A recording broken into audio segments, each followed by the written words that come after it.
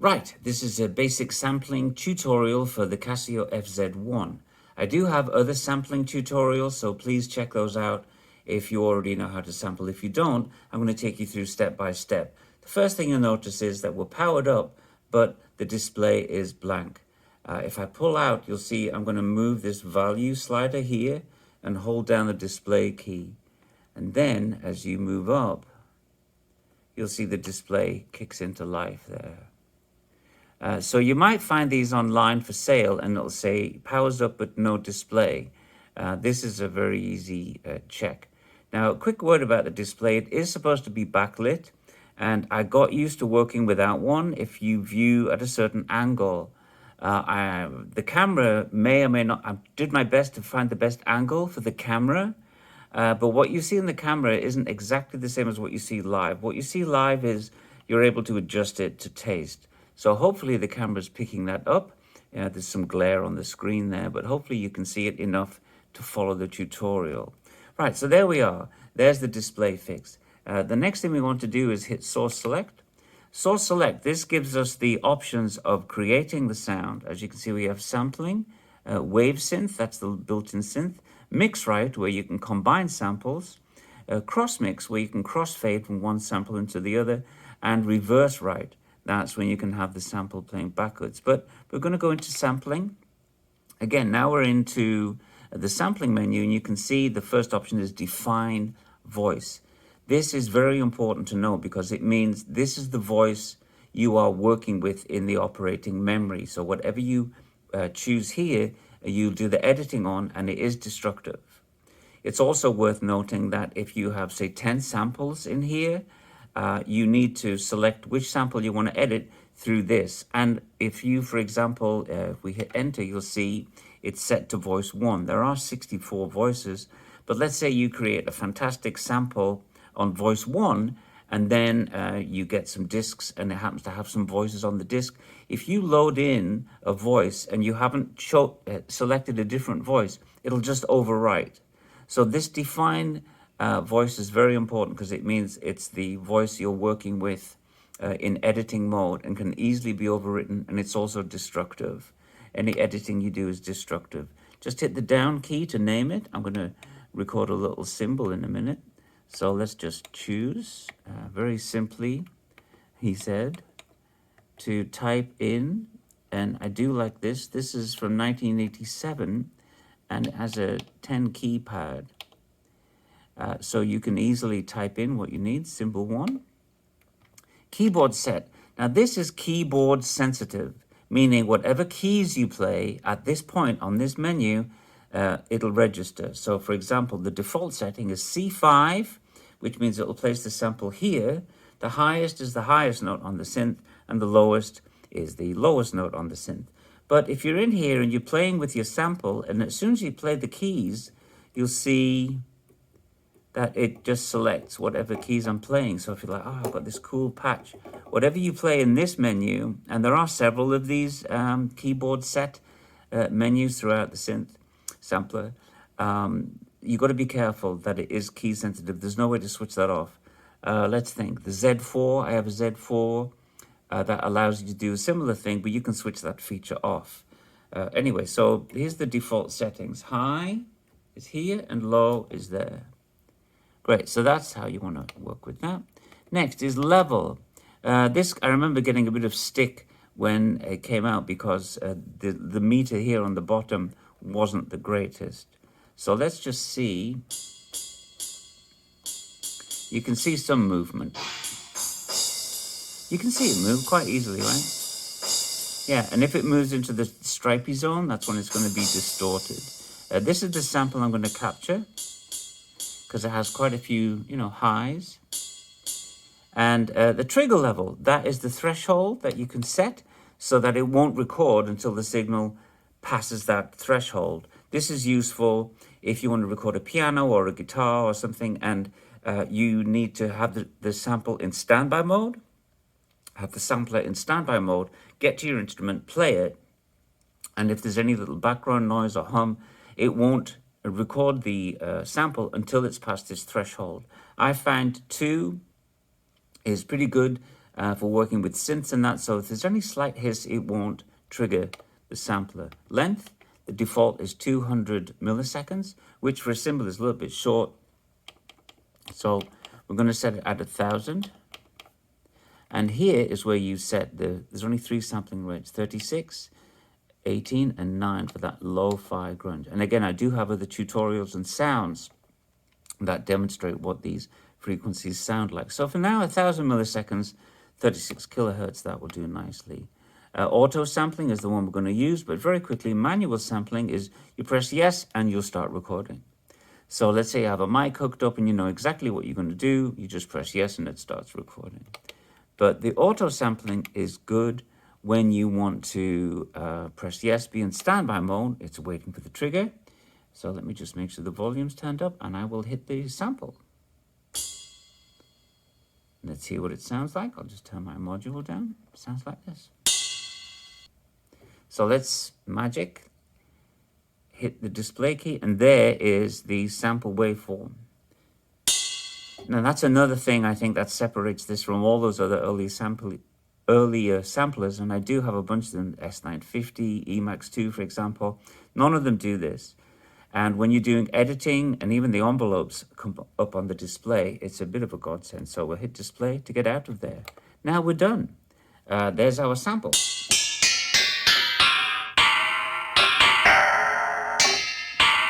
Got a little delay analog for that grunge.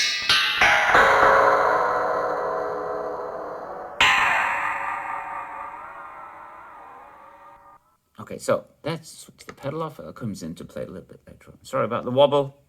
Too much wobble on this video.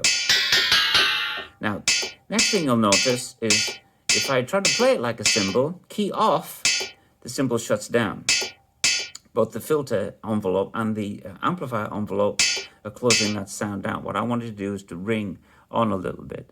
So we go from there and exit, and we go back to this menu here, and then we're going to go voice, edit, create. We've already defined the voice, so create.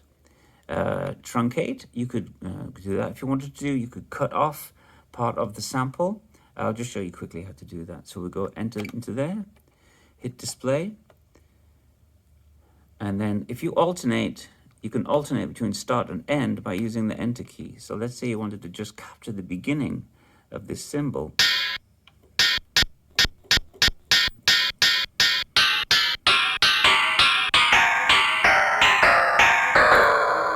So you could, of course, use that and go back to the mix right. If you remember, you can mix samples, or you can just use it to crossfade into a different one. Let's just go back to the end, because I'm going to keep all of it. Escape. Let's say you do want to crop it. You would go back to the voice edit, down to delete voice. It's not going to delete the voice. It's going to give you an option. Do you want to delete the entire voice or just the unused part? So if you do truncate, you can truncate from the start or the end. This is how you would chop it up. So let's escape from there. Now we're going to try to get rid of that cut off because we want it to ring through. So let's go to the DCA. Now, the first thing you'll notice is that if we scroll down to step and then use these arrow keys, step 5, 6, there's 8 steps, 8 stages to the envelope, and the just like the DX7, the D50, the M1, they all started to implement these multi-stage envelopes with rates and levels, which just got people totally confused.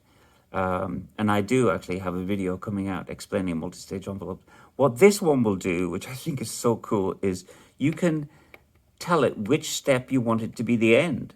So I'm going to make step 2 the end, which means it's no longer an 8-stage envelope. Now, of course, it hasn't fixed the problem yet because we haven't changed the rate. So the rate, by the way, the higher the rate, the shorter and faster it is. So let's just all the way to the bottom.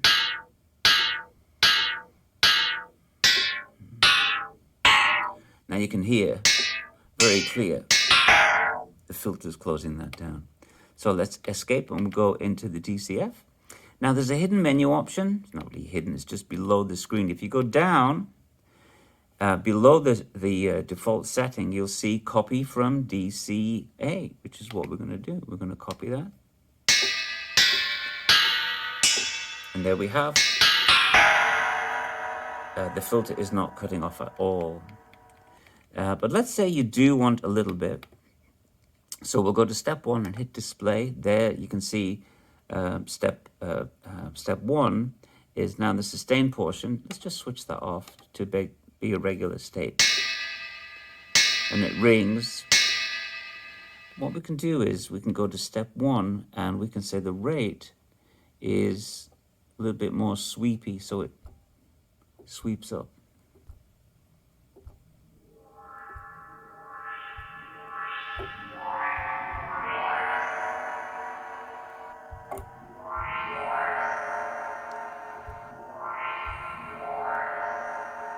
Now that's without the delay on it. You put the delay on that, it's going to...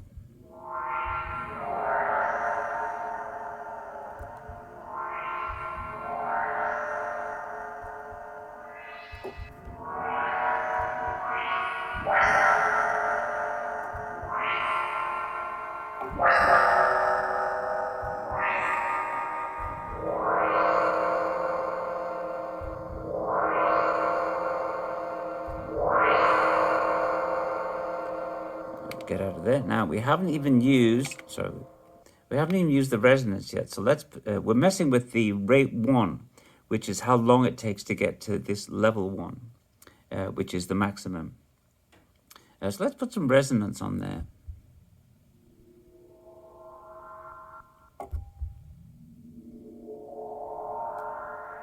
Change the rate a little bit, speed it up so it gets there a bit quicker.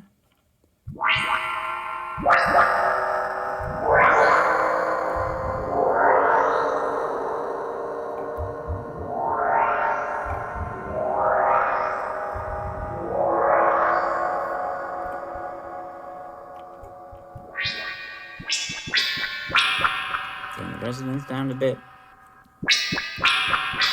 Turn the delay off.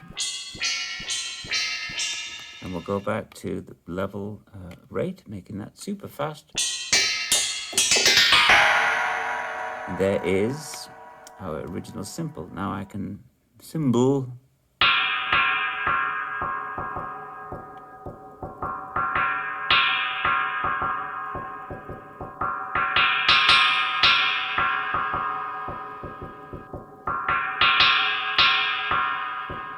So you can see I'm opening and closing the filter. Don't forget, cutoff frequency is set to 0. That's fully closed. If I open that up and then try that level trick again, you see it doesn't have the same effect because the filter is fully open. So if you want any kind of filter stuff, keep the cutoff frequency at 0 and use the envelope to open it up. Now, the other thing you can use to open up the filter cutoff frequency is the LFO. But before we get there, you can see there's an option to loop. And once again, there, believe it or not, are 8 loop points. 1, 2, you can see 3, 4, 5, 6, 7, 8. 8 loop points. Again, I don't know of any synth from this particular era that has 8 loop points. And not only that, but you can hit display and the sample will come up there. Again, whenever you see start and end, you can change between start and end by using these plus and minus keys, and then the enter will go from start to end. So we want the start, and we're going to just put a basic loop here, and then end. We'll have the, you can see the cursor moving hopefully as I move the end. So this will be a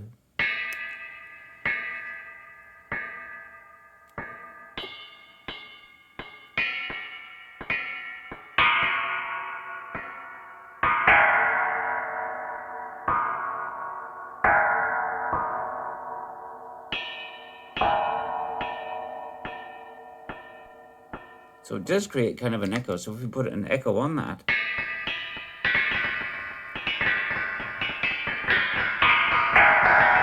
get total chaos.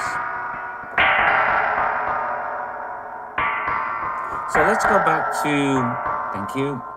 Let's go back to the edit or create voice. We'll go to the LFO because we'll do one more thing. The LFO can modulate the filter frequency right there. So let's just change that, and you can hear it. And you can change the rate of the.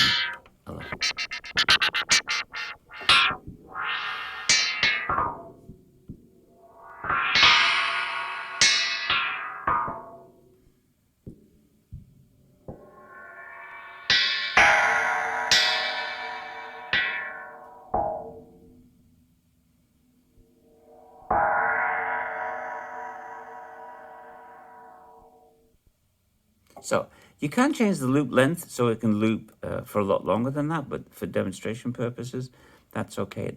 Velocity sensitivity, you can actually have the resonance modulated by velocity, so the harder I hit.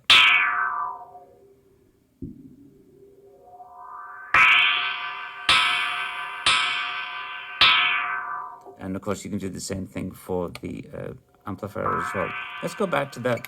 One last thing, I'm going to go back to this rate 1 of the envelope so that it can sweep in gradually.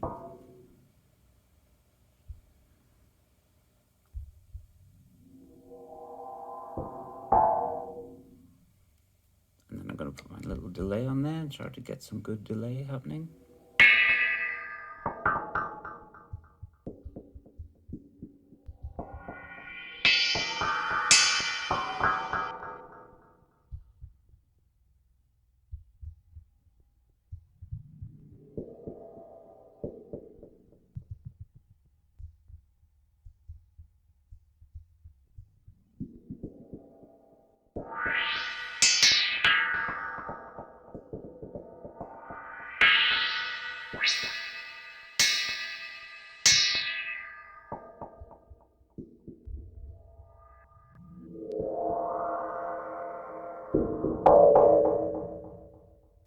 Did I turn the delay off?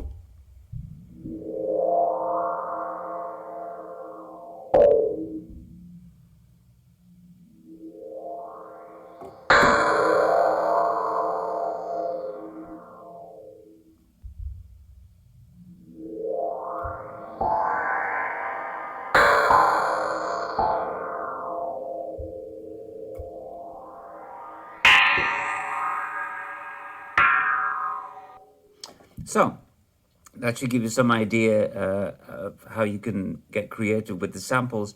Don't forget, when many of these samplers came out, their libraries were almost entirely orchestral or acoustic instruments, sometimes even synthesizers. Be like, hey, listen to these strings, or here's this piano, or here's this Hammond organ, or here's this Fender Rhodes, or here's this oboe, here's this trumpet, here's this cabasa, here's this guiro. You get the idea.